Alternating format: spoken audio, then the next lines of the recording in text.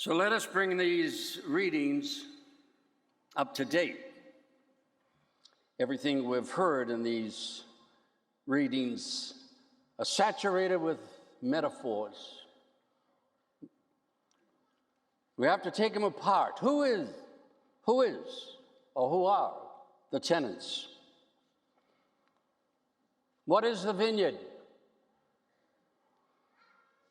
Jesus drew, if you were listening, Jesus drew his lesson from the first reading from Isaiah, who talked beautifully and metaphorically and very creatively about the vineyard, the world, Israel. And we are the new Israel. We are the new people of God. Remember, it's a parable now. So we have to bring it up to date. We have to make it, in a way, very, very concrete if we're going to walk away with a lesson today. The vineyard is where we are, where we work, where we play.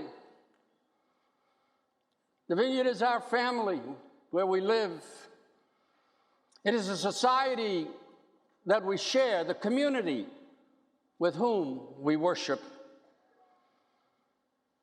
All of us, we are the tenants, we are the workers in the vineyard, the world. We are responsible for the harvest.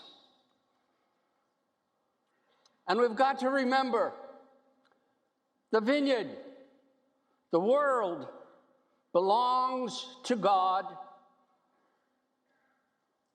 not to us. Too often we think the vineyard is ours alone. We manipulate it, we abuse it, we exhaust it for our own needs, and we manipulate it for our own pleasures. And like the tenants in the parable, we find a way to cut down whatever that challenges us, makes us accountable. Got to make use of our time. I don't drive out here anymore. I get too nervous on the freeway, so I take Uber. It's all arranged. He's a fine man. I always have the same one. He's from Cuba, kind of a philosophical man. He didn't know what I was going to talk about today.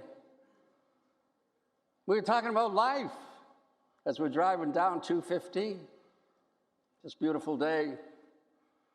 And he said, you know, we gotta take advantage of where we are.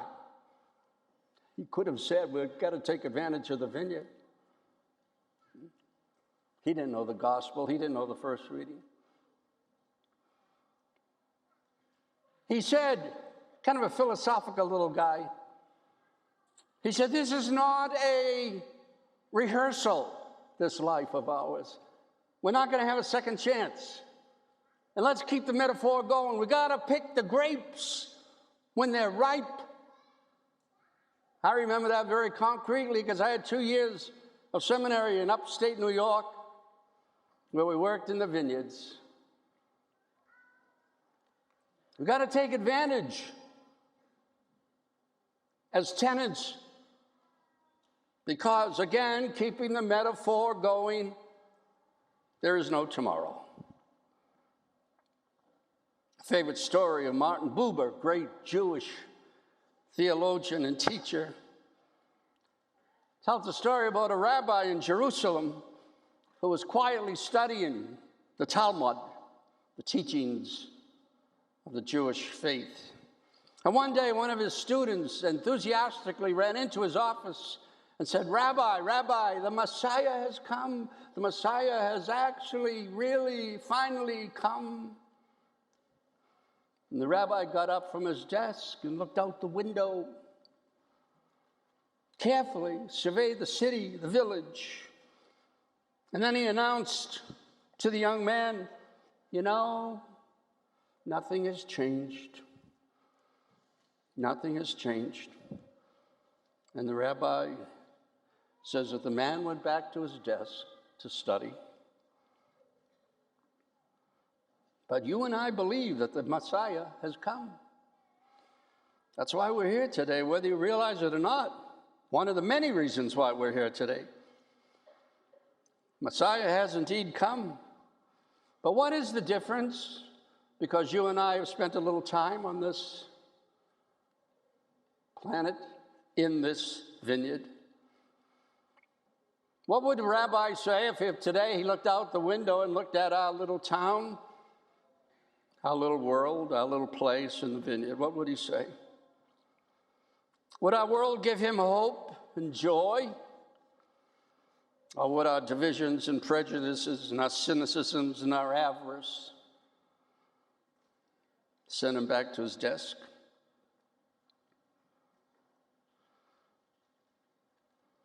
Just after World War II, a young English nurse was on duty in a London hospital. Entrusted to her care was a young Polish immigrant dying of cancer. His name was David. He worked as a waiter. He had no family, no friends in London. His only consolation was the love that he shared with this woman whose name was Cecilia. A nurse, shy, tall girl. They both found happiness in their relationship, especially Cecilia, ministering to David. David finally died, and when he died, he left all his belongings and all his money to Cecilia, 500 English pounds, which is $650.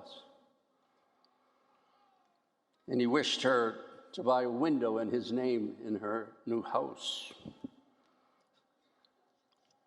Cecilia left nursing.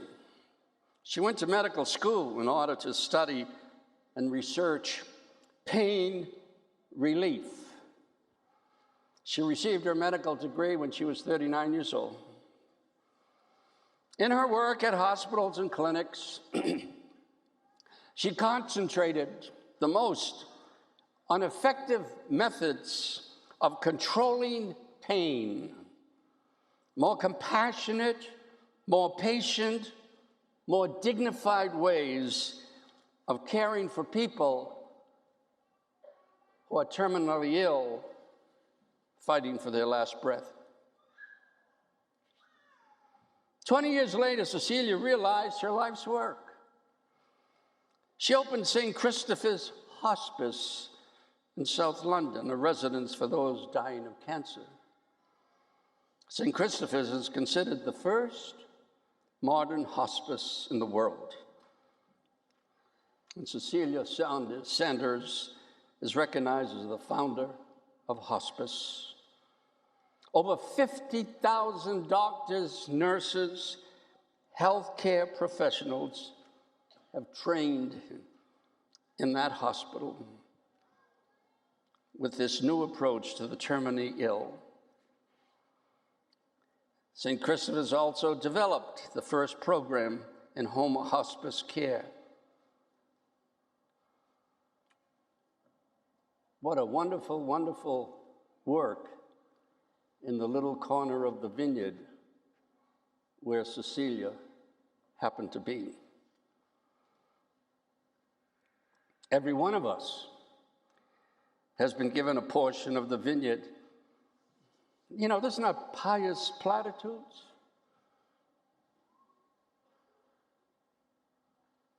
In discussing mortality, discussing the next life with people, I often ask them and mention, you know, I just hope that the good Lord will say, hey, Joe, you picked a few good grapes. You did a little good. He's not going to ask if we did something gigantic like Cecilia. We're ordinary people, aren't we? Seemingly insignificant little people. Ordinary people, all children of God. Fear, selfishness, laziness can destroy our enthusiasm, our chances of turning something productive, something into something very, very productive. the rich and fulfilling harvest, regardless of how small or seemingly insignificant our place in the vineyard is. Very simple, very ordinary stuff. Let me share with you what goes on in my little neighborhood where I live in Green Valley. Most of the people there are in their 70s. Some of us are in our 90s. Just an ordinary place. Nothing special. It's not gated. There's no children running around. Paula, my neighbor next door, she's fighting cancer. Right across the street. But she has time every day to visit my other neighbor, Maureen, who's 91 years old, on my left. Maureen had 9 surgeries in 12 years. Tough Irish gal from Brooklyn. Hey, Father Joe, where you going today? That's the way she talks.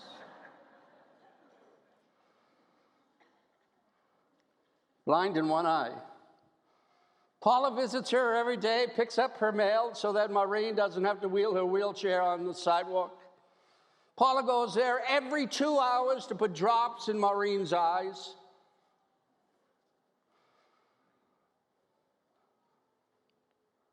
Bill, Paula's husband, goes around the neighborhood every Friday and returns the trash barrels to the garage door. Picks up on windy nights all our flags from the sidewalks and streets. Leon, next door to Bill, is very good with technology and all that sophisticated stuff. And he let everybody in the area know that he's pretty good with fire detectors, smoke detectors, pretty good with all of that stuff, with most of us are not. He comes in and changes light bulbs. Just lets the people know that he's available. Any kind of an intricate stuff that keeps our homes healthy.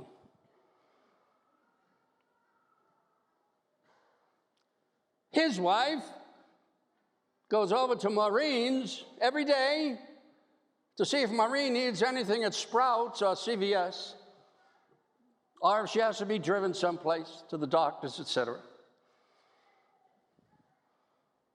Tony and his wife moved next door to me. Tony is from Cuba. His wife is from Colombia. Tony comes over and he introduces himself and says, I'm very practical. If there's anything you need, Father Joe, just call me.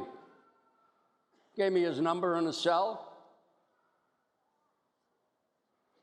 His wife shares her bakery with baking goods with the neighbors. Only problem is she doesn't bake enough. These are ordinary people, right? Just like you, just like me.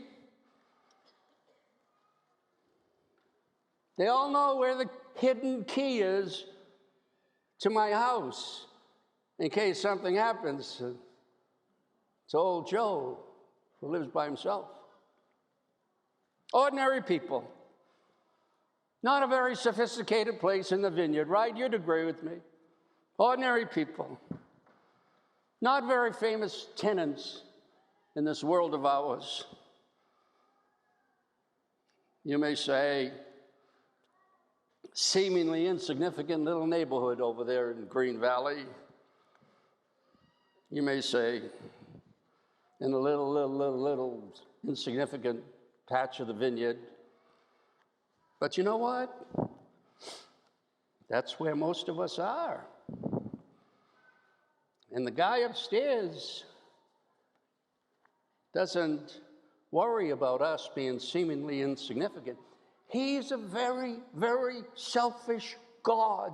He is a very, very selfish owner of the vineyard, and he expects big harvests.